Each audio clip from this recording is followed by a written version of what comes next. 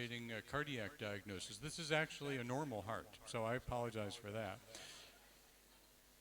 So this is not transposition of the great arteries. Even though it might appear a little eggy, it isn't. But there is something wrong with this X-ray. Would anybody like to tell me what's wrong with this film? Okay. All right. Well, I don't have a pointer, but if you look in the right chest, which is on your left side, the... Oh, there is a pointer.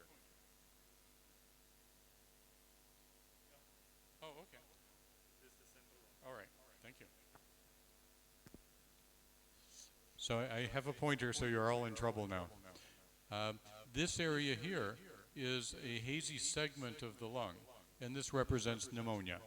And so this is simply a baby who may have failed his oximetry test because there is a lung problem. Here's another chest X-ray. And in this particular film, you will see that the heart seems to be in the right side of the chest.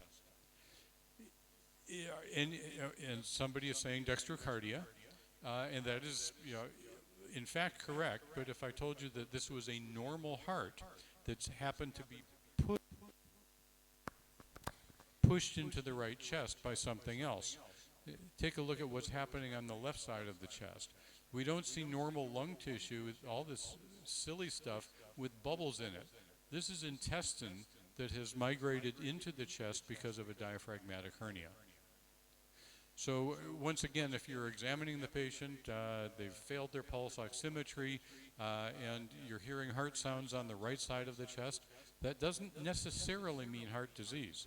We should be open to all diagnoses. In this particular case, the problem is the diaphragmatic hernia that has pushed a normal heart into the wrong chest.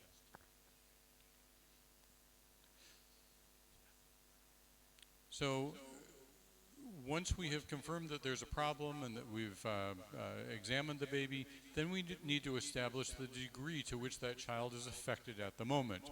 Is there respiratory distress? Is there hypoxia? Have they failed the pulse ox test? Are the pulses strong, weak, and absent?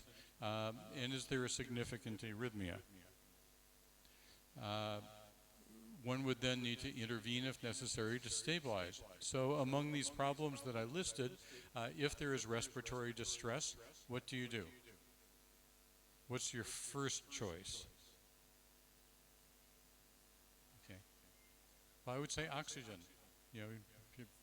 Try some oxygen. Actually, let's go forward. If there's respiratory distress, I would place the baby in oxygen, and if that isn't good enough, you may need to assist with ventilation or with CPAP.